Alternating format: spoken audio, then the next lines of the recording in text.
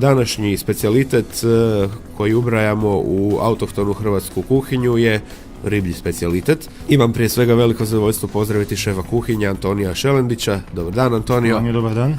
Što ćemo raditi to danas? Danas ćemo raditi oboritu ribu u škrovadi. Za danas smo pripremili škrpinu.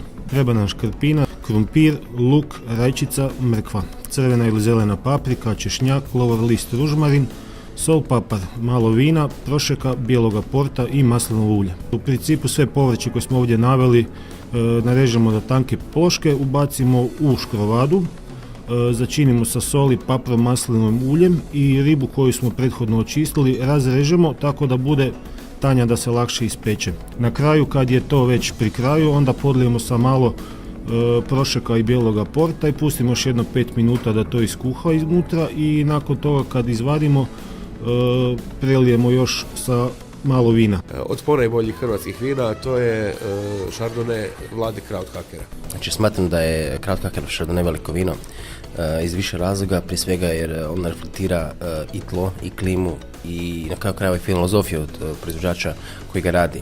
Vino koje možemo stilistički usporediti sa Burgundijom s obzirom da odležava u drvu i s obzirom da odležava znači, na finom talogu, s obzirom na njegove organoleptičke karakteristike, može se mjeriti sa najboljim burgundskim vinima.